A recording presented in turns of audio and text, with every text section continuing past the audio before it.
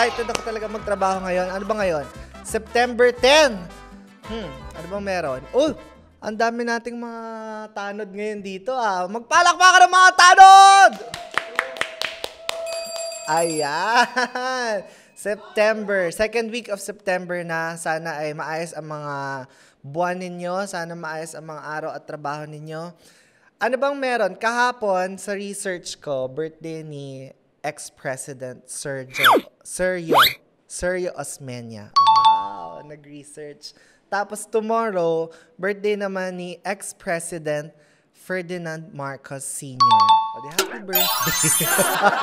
O di happy birthday. Birthday din ni current president sa September 13. Babatiin na rin natin dahil syempre sa ranggo namin sa gobyerno, boss naman talaga namin siya. So, wala tayong magagawa dyan. O kayo, ano ba mga ginagawa ninyo? Mga tanod? Rumuronda po. Oo, tama naman. Nagtatrabaho tayo, no? Ano lang naman sinisingit lang natin ito sa trabaho natin, pero excited talaga ako ngayon. Parang yung energy, alam mo yun, I feel like even though nasa ghost month pa rin tayo, parang smooth sailing ang mga nangyayari ngayong September. Though, syempre, alam naman natin na sa mundo, hindi natin maiiwasan yung mga gera-gera. Anong mga masisay nyo doon? Tanod? Daming problema ngayon, daming kaguluhan ngayon, Kags. Oo. Saan? Sa Israel? Bombahan ngayon, puro bombahan.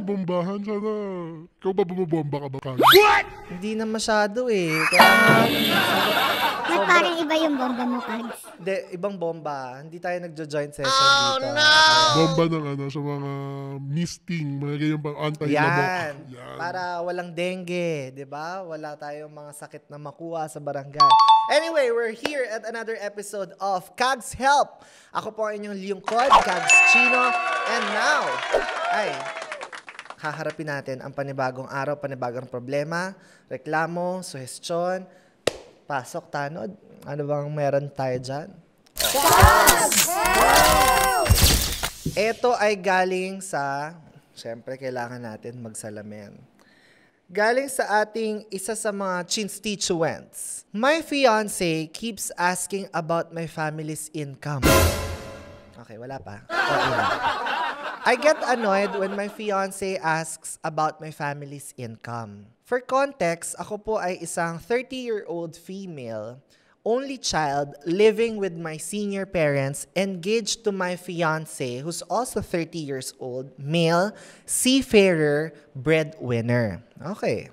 We've been together for 4 years, 1 year engaged. Tumigil na ako mag-work since kailangan kong bantayan ang senior parents ko. They're both at their 80s, stay-out helper lang ang meron kami. May income naman kami sa farm dahil we do agri-products, which is enough for us 3 to live in a comfortable life. My boyfriend, on the other hand, is a seafarer. Current rank is OS. Ang OS ay ordinary seaman. 6 years na nagbabarko. To be honest, wala pa kaming ipon. O naipundar. Kasi breadwinner siya at may pinapaaral na kapatid. Lagi din humihingi ang mama niya kahit may allotment naman na. The problem is, every time may ganap sa farm, nakikiusisa siya. Ito na. Nag-start na magsaka, magkano daw yung income? May times pa na nagpapasend ng receipts. Ay, medyo OA naman na yun. Balita, trending, tugtugan, trabaho, gadgets, pati ang trip mo. Lahat nagbabago. Pero ang sayang kinagisnan, hindi nag-iiba yan. Dumadami man ang paraan ng pag-e-enjoy, lagi nyo kaming maaasahan. Secure ang bawat cash in at withdrawal, kaya safe ang perang pinagpapaguran. Mas swabe ang access, kaya hindi ka mabibitin sa good vibes. Mula noon hanggang ngayon, magkasalot tayo sa bawat panalo. Kaya nagpapalit-palit man ang uso, isa lang ang sigurado, tuloy-tuloy ang saya kasama ang Bingo Plus, Arena Plus at Game Zone.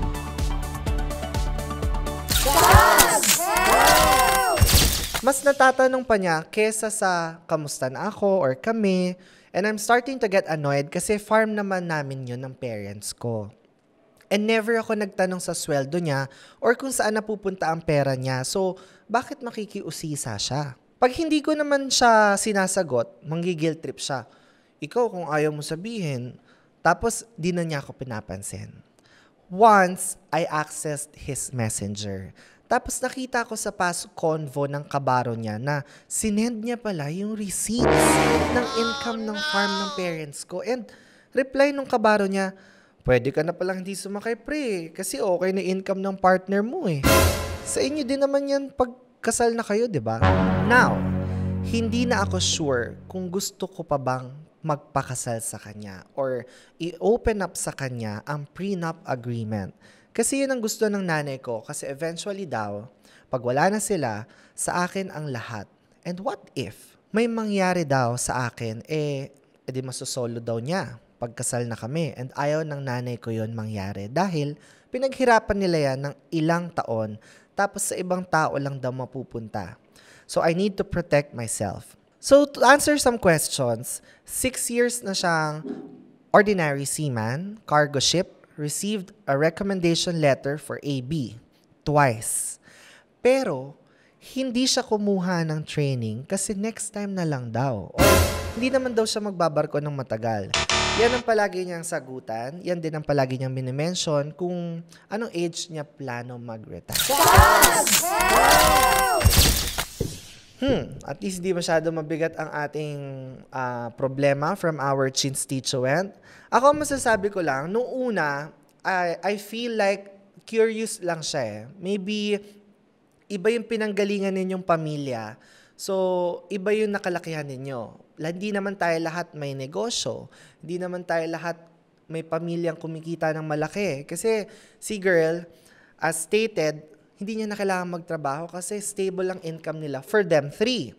So, nung una, baka curious lang siya. But, nung nakikiusisa na kailangan pa nung resibo nung income ng farm or bakit pa niya kailangan ipagsabi sa mga kaibigan niya or tinatanong kung kailan magsa-start yung pagsasaka as if naman magjo-join siya, parang medyo red flag for me. So, anong masasabi nyo? Tanod! Mga tanod! Ayan. Tanod. Ako, Panalo sa bingo, bus, bus, bus, bus. gusto ko malaman kung ano ba yung arrangement nila pag nagto-talk about Ite-text ko pera. Sandali Ite-text ko. Kasi minsan nagmamatter yun kung paano ba nila pag-usapan yung pera. Kaya kung bakit ganun din yung lalaki sa babae. Pwede, no? Pwedeng mayabang lang din yung lalaki. Kasi gusto niyang ipagmalaki dun sa iba. Tapos, parang sinasabi niya na, mayaman naman tong mapapangasawa ko, so pwedeng di na ako magtrabaho. Kasi eventually, ganun talaga yung mga nangyayari sa Ito medyo hindi makaka-relate yung karamihan sa atin kasi parang pang teleserye ito na kailangan iprotektahan natin ang ating mga ari-arian, 'di ba? Tanod. Ako for me, feeling ko yung lalaki is tamad siya. Di-rule out ko na. Kasi yung tatay ko rin is seafarer. So alam ko yung OS, AB, and then boson after. Ano ba yung AB? AB, di ko alam yung meaning niya, pero akala ko A-bon yung sa... able seaman. So, para siyang dex rank siya, and then boson na after, so mas malaking sahod, technically. And then every time na mag-aangat ng ranggo, kailangan talaga may training ka. So, parang, bakit ayaw mo mag-training? Career mo na yan, di ba? Para sa'yo rin naman yan, tapos inuusisa mo yung finances ng jowa mo. Bakit? Kasi doon kayo papunta after. Parang, hello, asan yung provider mindset? At ano na nangyayari sa mga lalaki ngayon? Yun lang. Hindi, alam mo, may nakita akong Facebook video na apparently asawa pala ni Miss Cara David nasa barko din. Pero 'di ba? I mean, stable si Miss Cara, sikat siyang journalist. Actually, pwede nang maghilata-hilata na lang asawa niya. Pero nakakatuwa kasi nag-meet sila nung nakaraan. Tapos, sobrang hardworking nung asawa niya. So, may point ka. Tanod! Gusto ko marinig, Gags. Ang daming tanod dito ngayon eh. Oo nga Pwede eh. bang makarinig ng boses ng Pogi? Ayun. Si Tanod na isa. Ayan. Ang tansya ko naman dito, parang medyo biased lang, medyo biased and unfair lang din sa lalaki. Kasi yung naririnig nating kwento is yung sa side ng babae, Tama. di ba? Pero, kumbaga, yun yung kwento niya na kung iisipin natin, yung lalaki nga is, I agree with Tanod too.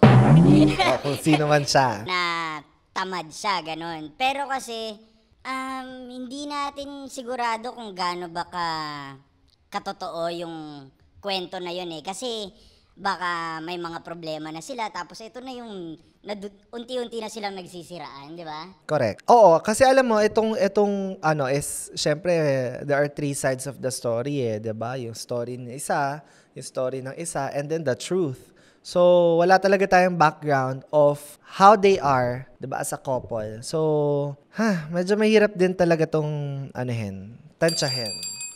Tanod! Kags, feeling ko lang naman, bigyan natin na benefit of the doubt, si Seaman. Baka kasi feeling ko, dahil breadwinner siya, so siguro feeling ko, hindi masyadong well-off. So feeling ko nagpipeak ng interest niya na may family business yung jowa niya. So interesado siya, yung pagiging masyado niyang interesado, nag-a-appear as red flag. Na parang baka mukhang pera or ang habol niya sa jowa niya ay yung yaman nila.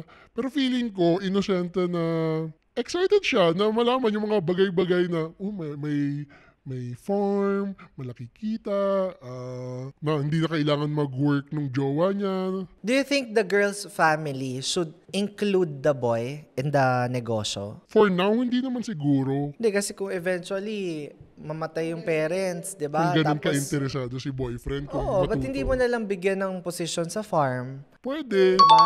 Pwede. Gawin natin siyang baka. Hindi kasi, di ba, kung sa only child si girl, and if etong si girl, in the future, mawala ang parents niya, siya ang magha-handle eh. At kung sila pa rin ang mag-asawa, for sure, silang dalawa. So, kung nagsaspark ng curiosity pala to si boy, edi, pakitaan mo kung ano ang itsura ng farm. Tama? Alam mo, hindi natin to hindi natin to marururok talaga. Lalo na itong mga tanod natin, parang may mga 8, 9, 10 years na ba kayong relationship? Wala, no? Wala lahat. Wala. Meron akong kilala, tawagan natin. Ito, masa 10 years na ata silang magjowa eh.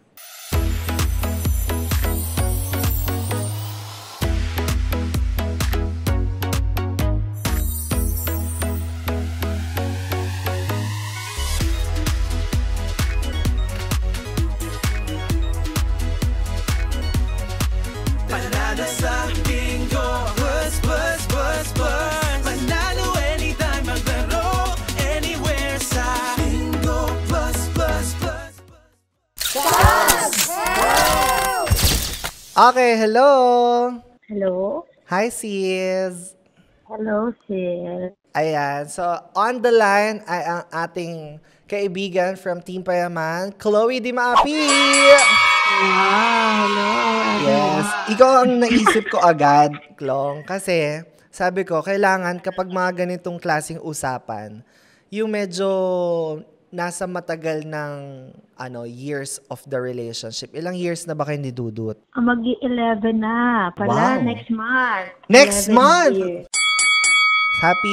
Happy anniversary. Happy 11th anniversary po kay Thank Dudut you. at kay Chloe. So, eto, Klong, meron kasing, letter yung constituent. So, medyo nag-aaway sila. Hindi mo sabang nag-aaway, pero medyo hindi sila nagkakaintindihan sa pagdating sa pera, negosyo ng pamilya, and all those stuff. So, sa inyo ba ni Dudut, uso ba sa inyo yung full financial transparency? Actually, hindi full eh. Hindi exact figures yung alam namin. Pero may idea kami sa kinikita namin, sa pera namin. Pati pera ng pamilya nyo? Ay, hindi. Naming dalawa kasi, di ba, 11 years na kami. Tapos nag-start na kami mag-live together for ilang years na ba? 3 years? 4 years? Mag-live-in? Oo.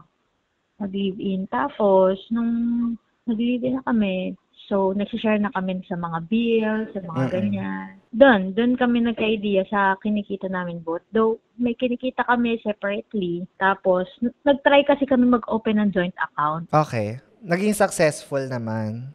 Actually, hindi. Hindi. So, wala siyang laman ngayon. Pero, tinatry namin siyang buhayin ulit. Okay. Anong naging reason but feeling nyo hindi naging successful yung joint account? Like, talagang parang hindi nyo lang talaga trip i-open yung financial income ng isa't isa? Hindi naman sa hindi trip, pero wala, hindi lang namin naging priority lagyan ng lagyan. Siguro naka-ano din yun. Naka 6 digits naman siya, pero napunta lang din lahat sa bills noon. Kasi nung sa Payamansyon, sobrang bigat ng bill. So, doon na pupunta lang lahat. Hindi siya naging saving sa amin. Okay. So, ngayon, ang aking isang tanong pa, since hindi naman kayo talaga super maosisa, okay lang ba sa inyo na alam ng magjowa kung gaano yung kalaki yung kinikita ng bawat isa? Para kasi sa akin, medyo neutral kasi ako dito. Para sa akin kasi mas mahalaga na open kami sa sa financial goals in kung paano namin hinahandle yung gastos kaysa sa exact figure. Kasi yung openness kasi sa income ng magkarelasyon, feeling ko sa naturally habang tumitibay din yung relasyon, hindi siya pinipilit. Kasi ganun yung nangyari sa amin eh. Siguro sa tagal na rin, sobrang komportable na namin sa isa't isa. So, okay lang kung i-share, okay lang din kung hindi. Pero feel ko, dadating yung mas okay i-share kung, for example, magkaanak kami, may sarili na kaming bahay, ganun. Correct. Okay. So, thank you so much sa insight. Sana all 11 years. Diba? Dadating na din dyan. On the way na siya. Paano? Hindi nga maka-isang taon. Hindi nga sa isang taon Financially, ano ka naman eh. Financially, tawag sa'yo. Stable. Financial advisor. Financially stable. Yes. And financially literate. Tama ba yun? Yes. Tama naman. Kasi, incheck bilang incheck, kailangan nagtitipid-tipid ako eh. Correct. Minsan, pero alam mo, may na-realize ko, yung ibang tao, hindi talaga tumitingin kung stable ka o... Wow! Ayun, paparinig ko. Kasi kahit... nakita naman niyang stable ako, pero hindi pa rin niya ako... Okay, sige. Thank you so much, Klong. Okay, you're welcome. Salamat. Bye-bye. Ayan. At least nakakuha tayo ng insight sa isang tao na na nasa 11 years na relationship. And coming from experience and talking from experience, nasabi naman niya na dapat lalabas siya naturally. Dapat hindi siya pinipilit. Kasi eventually, pag umabot kayo sa ganong kahaba, magiging normal na lang yun na parang di na tayo magsisilipan. So, ano ang bottom line natin? Is this red flag or not red flag? Sa aming mga babae, Kags, red flag. Red flag. Sa mga lalaking tanod? Even for me, red flag ang boto ko. Okay, red flag. O, syempre, baka gulpin kayo ng mga babaeng tanod. Gray flag. Gray? Gray. Ay, ako Bigyan rainbow. natin ng benefit of the doubt si Kuya Siman. Pero tamad siya. Tama. Hindi, lang siya. Feeling ko... Balita, trending, tugtugan, trabaho, gadgets, pati ang trip mo. Lahat nagbabago. Pero ang sayang kinagisnan, hindi nag-iiba yan. Dumadami man ang paraan ng pag-e-enjoy, lagi nyo kaming maaasahan. Secure ang bawat cash in at withdrawal, kaya safe ang perang pinagpapaguran. Mas swabe ang access, kaya hindi ka mabibitin sa good vibes. Mula noon hanggang ngayon, magkasalo tayo sa bawat panalo. Kaya nagpapalit-palit man ang uso, isa lang ang sigurado, tuloy-tuloy ang saya kasama ang Bingo Plus, Arena Plus at Game Zone.